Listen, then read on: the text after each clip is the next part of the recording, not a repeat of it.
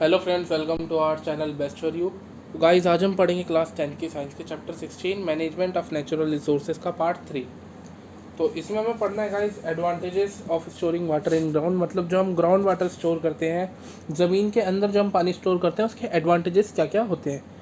तो सबसे पहला एडवांटेज है guys, it does not evaporate. मतलब देखिए, ज़मीन के अंदर अगर हमने पानी को स्टोर करा है, जैसे मान लीजिए ग्राउंड है, इस ग्राउंड के अंदर हमने क्या करा, गड्ढा करके एक हम ये मान लीजिए हमारे पास इस अर्थ का सरफेस था, इसमें हमने क्या करा, गड्ढा करके पानी हमने यहाँ पर इकट्ठा कर लिया, मतलब अर्थ के काफ़ी नीचे।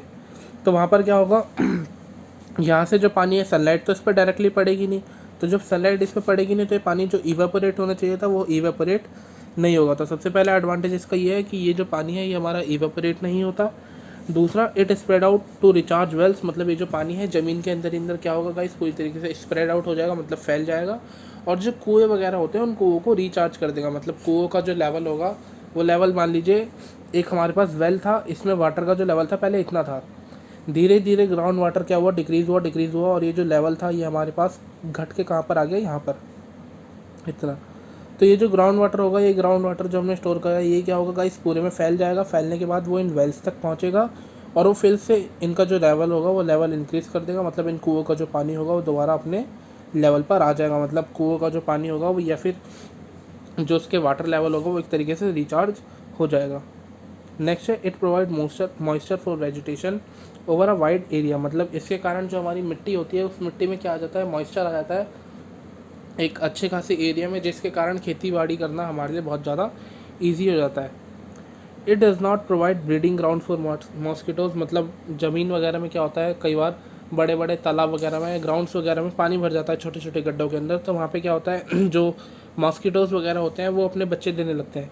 लेकिन ग्राउंड वाटर की बात करें तो ग्राउंड वाटर ज़मीन के अंदर है, वहाँ पर तो मॉस्किटोज़ पहुँच नहीं पाएंगे। तो उसका एक एडवांटेज है कि मॉस्किटोज़ क्या कर ग्राउंड वाटर में ब्रीडिंग नहीं कर पाएंगे।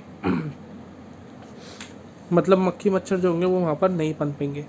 It is protected from contamination by human and animal waste. मतलब ग्राउंड वाटर वो देखेगा, ये पानी ग्राउंड के अंदर है, मतलब ज़मीन के अंदर है, तो ह्यूमन तो आसानी से इस तक पहुँच नहीं पाएगा। मतलब जो ह्यूमन इस पानी को गंदा कर देता था, या फिर जो एनिमल वेस्ट वगैरह पानी को गंदा कर देते थे, तो गाइज़ ये जो पानी होगा ये हमारा एक तरीके से उससे प्रोटेक्टेड रहेगा।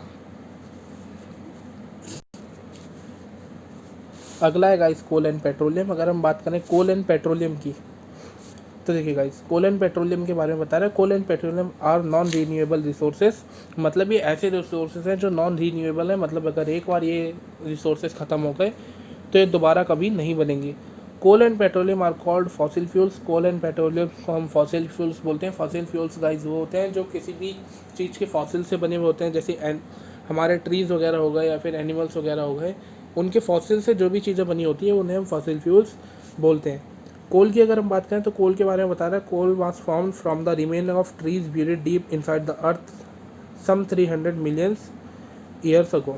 मतलब जो हमारा कोयला या फिर जो कोल है वो किस तरीके से बना था गाइज, जो जब हमारी अर्थ के अंदर बहुत सारे चेंजेस आ रहे थे, क्लाइमेटिक चेंजेस, तो उन क्लाइमेटिक चेंजेस के कारण क्या हुआ था, जो बहुत सारे पेड़ वगैरह थे वो गिर गए, तहस नहस हो गए। वो क्या हुआ, उसके कारण हमारे अर्थ सरफेस पे ही रहे। फिर उसके बाद काफ़ी बार भूकंप वगैरह आए, बहुत सारे ज्वालामुखी वगैरह फटे, तो वो सारी क्या हुआ, एक तरीके से उन पेड़ों की लेयर बन गई होगी। मतलब बहुत सारे, कई बार ऐसा हुआ होगा लाखों करोड़ों साल पहले, मतलब लगभग 300 मिलियन ईयर्स पहले अगर हम देखें, तो उन सालों पहले कुछ ऐसे ही होगा कि बहुत बार हमारी धरती पे भूकंप आया, बहुत सारे क्लाइमेटिकल चेंजेस आए।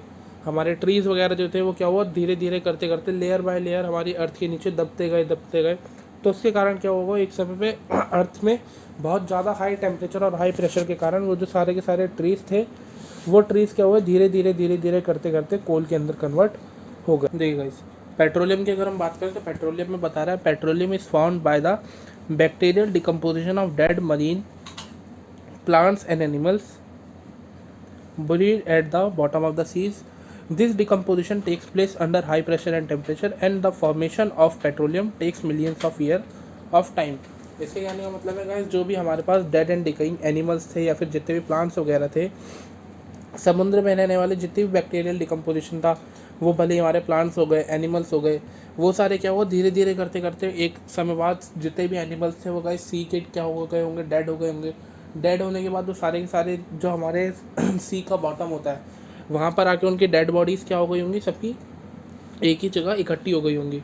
तो ऐसे कई लाखों करोड़ों सालों तक होता रहा। बहुत सारे एनिमल्स जो थे गाइस हमारे मरीन वाटर के, वो डेड होते गए। उनके कारण क्या हुआ होगा, हमारे क्लाइमेटिक चेंजेस वगैरह के कारण जो भी अर्थक्वेक्स वगैरह आए होंगे, उनके ऊपर एक तरीके से सैंड वगैरह की लेयर बन गई होगी, और ऐसी बहुत सारी लेयर्स बन चुकी होंगी। तो इन्हीं सारी लेयर्स के कारण क्या होगा, जो हमारा प्रेशर होगा वो प्रेशर सी बेड के अंदर बहुत ज़्यादा बन गया होगा, जिसके कारण जितने भी हमारे पास ये डेड एंड डिकेइंग मटेरियल्स थे, ये एक तरीके से एक लिक्विड टाइप के कंपोनेंट में क्या हो गए होंगे, कन्वर्ट हो गए होंगे। और उसी कंपोनेंट को हम क्या बोलते हैं, पेट्रोलियम बोलते हैं। और इसे बनने में भी गाइस काफ़ी लाखों करोड़ों साल लगे हैं। कोल एंड पेट्रोलियम की अगर हम बात करें तो बता रहा है guys, coal and petroleum will exhaust very soon. मतलब जो हमारे कोल्स एंड पेट्रोलियम है, मतलब कोयला और पेट्रोल जो है वो बहुत ही ज़्यादा जल्दी पूरी तरीके से एग्जॉस्ट हो जाएगा। कोल की अगर हम बात करें तो एट प्रेजेंट रेट जिस तरीके से हम कोयले का इस्तेमाल कर रहे हैं, तो कोयला बस लगभग 200 सालों तक और टिकेगा, उसके बाद वो भी ख़त्म हो जाएगा। पेट्रोलियम की बात करें तो पेट्रोलियम का एट प्रेजेंट रेट जिस तरीके से यूजेज हो रहा है, ये भी लगभग 40 से 50 साल तक ही और रहने वाला है। Harmful effect of fossil fuels में बता रहा है, फॉसिल फ्यूल्स के हार्मफुल इफेक्ट में आ जाता है एयर पॉल्यूशन। एयर पॉल्यूशन में आता है combustion of coals and hydrocarbons release a large amount of carbon monoxide, carbon dioxide, oxides of nitrogen which cause air pollution. मतलब हम कोयले को जब जलाते हैं, किसी भी हाइड्रोकार्बन को जलाते हैं, तो उसके कारण बहुत ज़्यादा अमाउंट में हार्मफुल केसेस निकलती हैं, जैसे कार्बन मोनोऑक्साइड हो गई, कार्बन डाइऑक्साइड हो गई, ऑक्साइड्स ऑफ नाइट्रोजन हो गए, और भी बहुत सारे अलग अलग तरीके की हार्मफुल गैसेस जो एयर पॉल्यूशन का एक कारण होती हैं।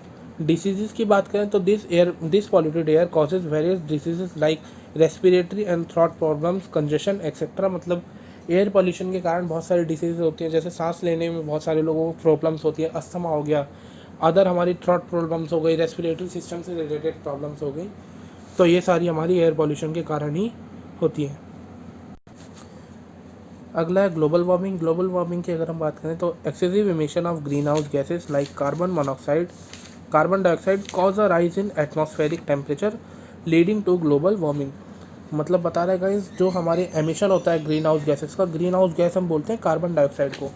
तो कार्बन डाइऑक्साइड क्या होती है, रिलीज़ कब होगी, हमारी गाड़ियों वगैरह से कार्बन डाइऑक्साइड रिलीज़ होती है। जब भी हम कोई हाइड्रोकार्बन जलाते हैं या फिर कोयला वगैरह या पेट्रोलियम जलाते हैं, किसी भी फॉसिल फ्यूल को जब हम जलाते हैं, तो उसमें से कार्बन डाइऑक्साइड रिलीज़ होती है। तो अगर हम आज के टेम्परेचर में आज के एट प्रेजेंट मोमेंट की बात करें, तो जो ग्लोबल वार्मिंग है वो बहुत ज़्यादा इंक्रीज़ होती जा रही है, क्योंकि जो कार्बन डाइऑक्साइड का इमिशन रेट है, इमिशन रेट का मतलब कार्बन डाइऑक्साइड जो प्रोड्यूस हो रही है गाड़ियों से या फॉसिल फ्यूल्स वगैरह को जलाने से, वो बहुत ज़्यादा है।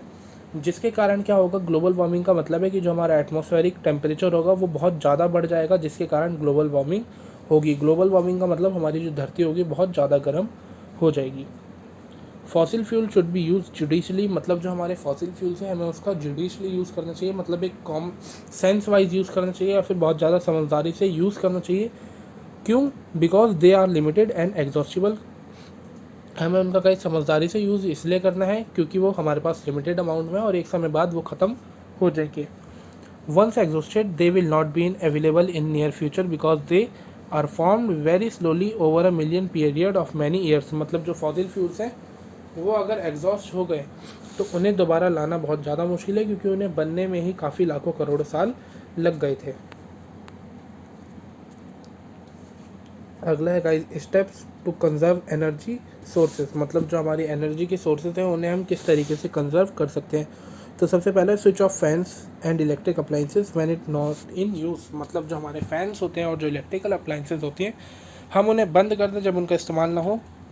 Use electrical appliances are energy efficient like CFL at home. मतलब हमें वो इलेक्ट्रिकल अप्लाइंसेस यूज़ करने चाहिए जो एनर्जी एफिशिएंट हो। एनर्जी एफिशिएंट का मतलब जो बहुत कम एनर्जी यूज़ करती हैं, जैसे CFL हो गया। ये सब जो ट्यूब लाइट्स वगैरह आती हैं, मतलब जो बड़ी बड़ी लाइट्स होती हैं, वो गाइस ज़्यादा एनर्जी कंज्यूम करती हैं एज़ कम्पेयर टू CFL। जो CFLs होती हैं वो कम एनर्जी कंज्यूम करती है। यूज़ पब्लिक ट्रांसपोर्ट लाइक बस, metro instead of private vehicles. मतलब प्राइवेट व्हीकल्स की जगह हमें पब्लिक ट्रांसपोर्ट का यूज़ करना चाहिए, क्योंकि प्राइवेट व्हीकल्स में क्या होगा, एक बारी में काफ़ी सारे जो लोग होंगे वो एक जगह से दूसरी जगह ट्रैवल कर सकते हैं। लेकिन अगर मान लीजिए आप उसकी जगह अपनी पर्सनल जो व्हीकल है उसे यूज़ करेंगे, तो आपका जो